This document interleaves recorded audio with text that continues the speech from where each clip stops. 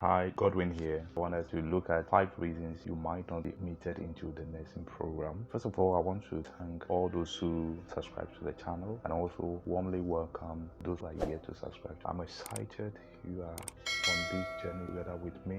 First, what disqualifies a lot of people is the admission requirement. Yes, to many of us, it seems that it's obvious that any applicant trying to go into training institution will know that without meeting admission requirement, you may not be offered admission. It will surprise you that some will apply into program willing to get to the school to realize that even on the day of application, what they actually wanted to play on the computer was not what they did. It's important you apply according to your academic records. There are different nursing programs that demand different academic records. That is to say that you will not be able to use academic record that will qualify you for a certificate program, for a diploma or a degree program. When you are applying, you should look at what you want to do and does your grade meet whatever they are looking for. And if it does not meet that, I don't think you should go ahead and apply. Best thing you could do is to reset your exam. There's no crime in sitting for the exam. Better your grades and pursue the program of choice you want to do. Sometimes in terms of grades or academic record, I feel that a lot of people do not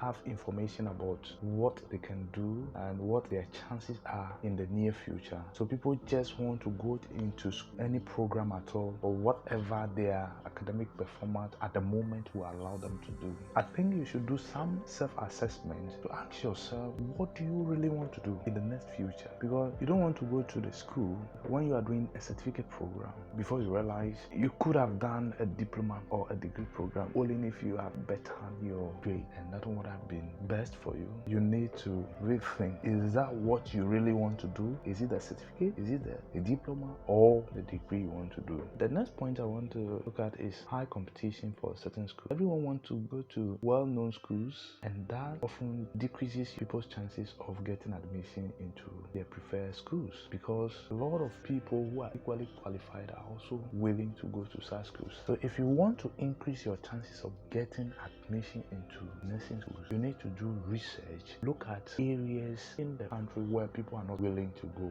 and you can also look at the previous years. How many people are not able to go to a particular school or get admission into a particular program? Most especially if you look at schools that runs certificates as well as diploma programs, often have large number of people applying for certificate programs than those who want to do a diploma or degree program, just because people realize that their grades are not able to apply for degree or diploma program, so they are compelled to apply for a certificate program, not realizing that that is even increasing the competition for that particular program. So you really want to look at the schools you want to go. What are the programs they do? How well known the schools are? Are the schools in hard to reach areas? Schools that are in hard to reach areas, not many people are willing to go to such places. So it means if you apply to such schools, your chances of getting admission will surely be high. You might be able to meet the requirement, but that is also a factor that will increase your chance of getting admission. Then the third point, which is more or less in line with the second point I raised, that is the demand outweighs the supply. You see, these days a lot of people want to go into nursing, even those who have the means and grades that can support them to go to university straight, want to go into training colleges, and probably because of the incentives that are in place for training colleges. Now, here is a problem. Schools are given quotas or certain number that they are expected to take, and beyond that, the school is powerless to support you. So you really want to look at the school you're applying to. Is the school able to have high quota from the central government? If you're able to look at all these things, then pretty sure you're a bit closer to getting your admission, if all things being equal. The next point is giving wrong contact details.